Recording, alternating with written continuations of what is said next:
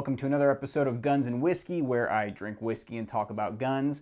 Today's gonna be a little bit different. I'm actually going to drink some bourbon and read comments, aka hate mail, from YouTube. I recently discovered that there's a tab in there where it hides like offensive comments, or people where they're like calling you names and whatnot. And so once I discovered that, I realized there was a plethora of hate mail on some of my videos, and I love it. So I wanted to read that with you guys, and also try the Midwinter Nights Dram from High West Whiskey.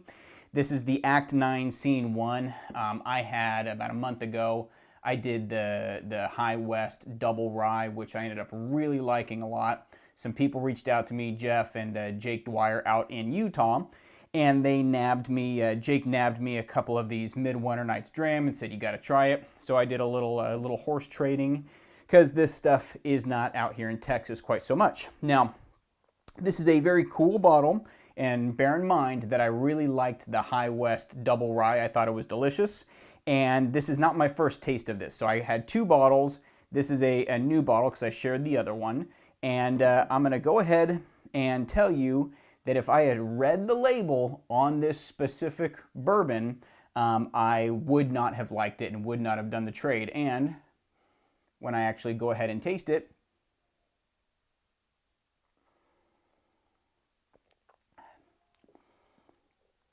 yeah, I'm going to tell you right now, I do not like it, okay? So if you're offended because you absolutely love Midwinter Nights Dram and all the other acts that they've done here from High West, too bad. Join the club of people that don't like stuff that I say. But the thing for me is I didn't realize that it was port finished. And when you read the label, it talks a lot about different fruit flavors and specifically plum. And I didn't read the label. I try not to read labels before I taste something because they'll put tasting notes on the label. And for me, that plum, when I took that first sip, the scent of plum, the flavor of plum, and the finish of plum was just overwhelming. And it's not that I dislike plum, I just dislike plum in bourbons. So I think it has the port finish, just really adds a lot of extra flavor to it. And for me, it's an overwhelmingly fruity flavor. So while this is a good, nice whiskey for me, I just don't like it. In fact, I like it so little that this is how I end up drinking it. So for the rest of the video, I'm gonna have it like this over ice. It's 100 proof or just under 100 proof. Go to the website and find out all the details about the Midsummer Nights or Midwinter Nights Dram. But like I said, cool bottle, not a fan. It's just too fruity for me. Get the straight double rye whiskey or the double rye blend that they have. I think that's fantastic value. This, I think it's over $100 a bottle. And for me, it's just not worth that. So over some ice when it waters down, the plum flavor kind of goes away. So it's more enjoyable than that. But here's the thing. If you're like a super big, bourbon guy and you're following, or gal, I guess there's ladies that are into it, and you'll know that the Midwinter Nights Dram, and there's a lot of these rare releases going on right now that people just get super hyped over. And I think some of them are definitely overhyped. You can get, some wild turkey rare breed that drinks better than a lot of this stuff. But the funny thing is, if you say that, you're immediately ostracized. And I think it's interesting that anytime you say you dislike something, you're going to get so much hate. If you say you like it, great. But if you say, you know what, this isn't for me, or, this is a bad product, or like this, I just don't like it, it's amazing the amount of comments, the negative comments and hate people give you. It's like, you don't like the thing that I like, so you must be bad or something like that. So I'm going to read some comments that I've gotten in that secret file on my YouTube channel. And we're going to kick it off with the 10 millimeter versus the 10 millimeter Rock Island versus a Triarch. I think that was the high cap, the 2011 that I used. Just talking about Just As Good, the Just As Good series. Oh my God, like people hate me for that. It's awesome. First comment though from Robert Wallace, Snob. Okay, guilty. I don't know what else to say. I kind of am a gun snob. Oh, this is from a different video. Tigerland Paintball said, you hate the SIG P320, so how long have you been a communist? All my life, apparently. But the 320, I had one. I had I think it was right before they fixed the trigger mechanism. You know, SIG is really good about using its customers as beta testing. So when a SIG product comes out, don't worry, there will be a recall to fix whatever's wrong with it.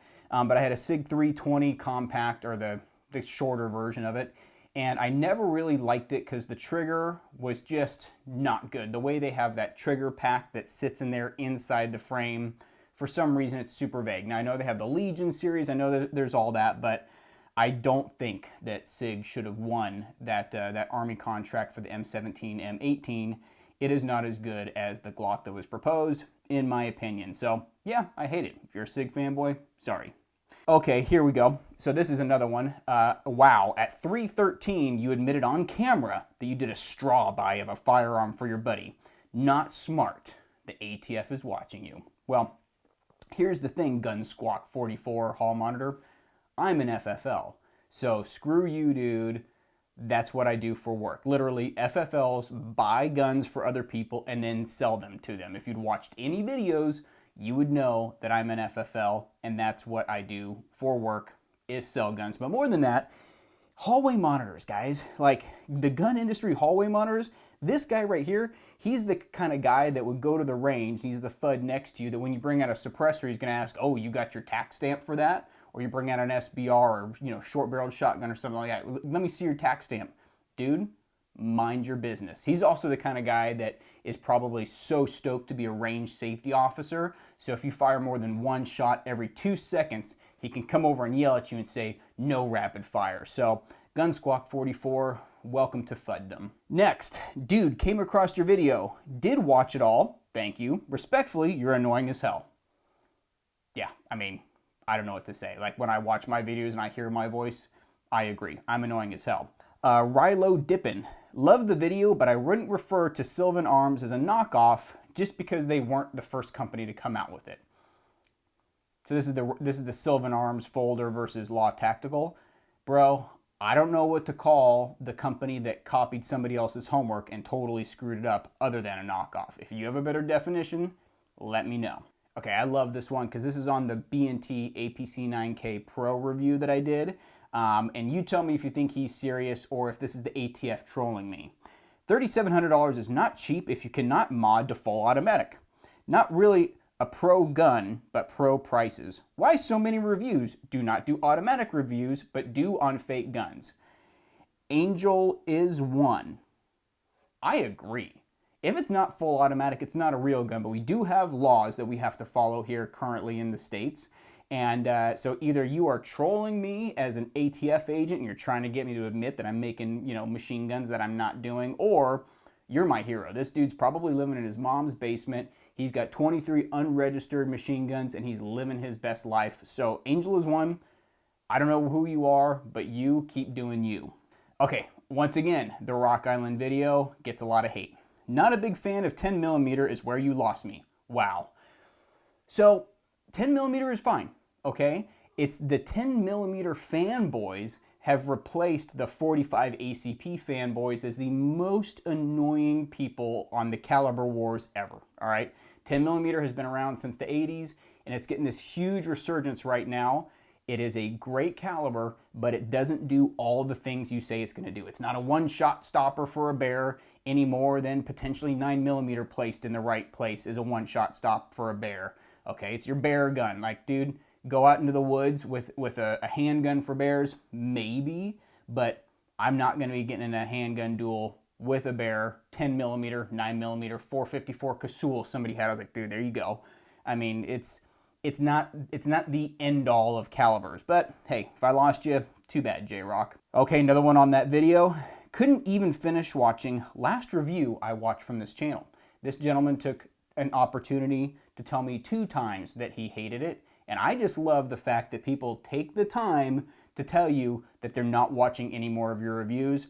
It makes me very, very sad. Here's my favorite one when I found it. Chris Dills says, millennial dork. Guilty. In fact, I love this one so much, I changed my Instagram description to be millennial dork. Thank you, Chris Dills. You have confirmed everything that all the bullies in elementary school said about me. I'm deeply, deeply hurt. Dude, you are a huge dick. I honestly do not believe you know what you are talking about. This sounds like a commercial for the $3,000 10mm. Well, first off, it was a 9mm, pay attention. I have 2 of these and they each run great. I have a few hundred rounds through each with no issues. So this is where we get like way off the rails with people, is when they say I have a few hundred rounds through a gun without malfunctions. Now, I believe you can find out a gun's lack of reliability in 100 rounds or less. Okay, so let's say you shoot 100 rounds and inside of that you have, 3 malfunctions. That's a pretty big malfunction or failure rate as long as you're using good ammo, okay? That's a pretty big failure rate inside of 100 rounds. So in 100 rounds, you can tell if a gun is unreliable for certain. But I think it takes at least 1,000 rounds or more to test a gun's actual reliability, because you never know what's going to happen down the road. After 500 rounds, is something just going to totally shit the bed? Like, it's something where whenever someone says I have 100 rounds through something, no problem, like, that's not even the beginning of a reliability test. So most used guns have like 500 rounds or fewer on them. Buy a used gun, save a bunch of money. People just don't shoot them as much as they say they do, and they think that 500 rounds is a lot. Next, from DH, I quit watching after the I still wear a fanny pack comment. Down south, we call those a shoot me first bag. Well, I don't think I've ever heard shoot me first bag. I'm in Texas, so it's the first time I'm hearing of it.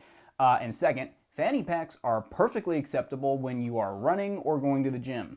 Any other time, going to the beach, I suppose, would be another aspect of it. But dude, just leave me alone. I'm going to make my choices, you make yours. And third, thank you for telling me that you quit watching. These are my favorite comments. People think it's it's not an airport or whatever. You don't have to announce your departure, but people love to tell you when they're not watching, and I just don't care. Defying Entropy. Okay, that's an interesting name right there. Bad job with 2 exclamation marks. Sounds like a gun snob. We've already said this. Yes, I am. Does not make for fun viewing. I apologize. I'm a 10mm guy. I'm very well aware of this Defying Entropy. A 9mm guy and a 45mm guy, and I love all guns. Okay? 45mm, I've never shot it, but I'm very excited to see how that works out for you, Defying Entropy, and I certainly have my favorite. Well, I am glad to hear that. What's up says, for something this small, I always use a single point sling. That's what she said, bro. That's what she said. Able to stop 10mm bullets with his ego and stupidity. Honestly, this is like the best superpower ever, because 10mm, as we know, is a nuclear bomb going off. So if I could do this with my ego and stupidity, that'd be fantastic. Jacob Sherman says, I think you are annoying. Join the club. Join the club. Fruitidiz says, I understand this about rifle, which in its own right is beautiful, but no one going to talk about that van. That van is sexy. Yes, sir, it is. I love my van. So if you've seen it in the videos, I don't think it deserves a review, but I've got a lifted it's actually a 12 passenger Chevy Express 3500. The thing is a beast. Favorite car I've ever owned. So this isn't hate mail. I just like what you had to say about my van. Guys like you are so toxic. Written by a guy. Sorry, Dante Chodrick. You're right. I am toxic. I should definitely go to a re-education camp and, look at my feelings a little more. Total gun snob. No wonder he's got such a small sub count. This is a recurring theme, people talking about my sub count. Dude, I've made like 20 videos over the last year and a half. I don't have a lot of time for this. This is something I do for fun on the side. Subscribe, don't subscribe, whatever. Wow, 10mm so much power stop. Metric is superior, by the way. Yes, fish says no. What if the fish says yes? Bean Dino says, LOL, Democrats shouldn't do gun reviews. It's democratic socialist to you, Beano. This is kind of funny. Ross D. I'd sub if he was less of a D-bag. There's a lot of D-bag going on, so I don't know. Millennial dork or D-bag, those are interchangeable. Good review and analysis, minus the snark and belief that 4-digit price points are to be expected of pistols. Wooks Books is also not a fan of my Rock Island video. As soon as I heard you're not a fan of 10mm, I knew you'd be full of shit. Okay. He very obviously doesn't understand the use of 10mm. In Alaska, 10mm and .357 are a minimum of generally acceptable calibers for brown and grizzly bear protection. Okay, man, I don't live in Alaska. Bro, you are a bozo. Thank you, I know. Not too bright are you there, Cupcake? When someone calls you Cupcake, you already know they're in their 60s and they are the 45mm or the 45 ACP fanboys that now the 10mm fanboys are emulating. God awful review, god awful host, 0 out of 10. If you see a bear and run, you'll die.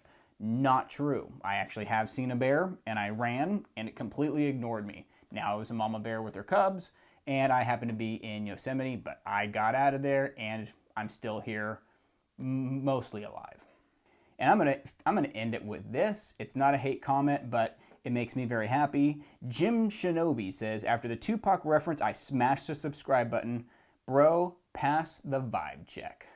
That's me, the millennial dork, passing vibe check. So if you have any nasty comments to send to me because I don't like A Midwinter Nights Dram, or I only shoot ARs for the most part, my hair is parted on the wrong side, whatever, please leave them in the comments below. It makes this even worth doing. It's the Millennial Dork signing off.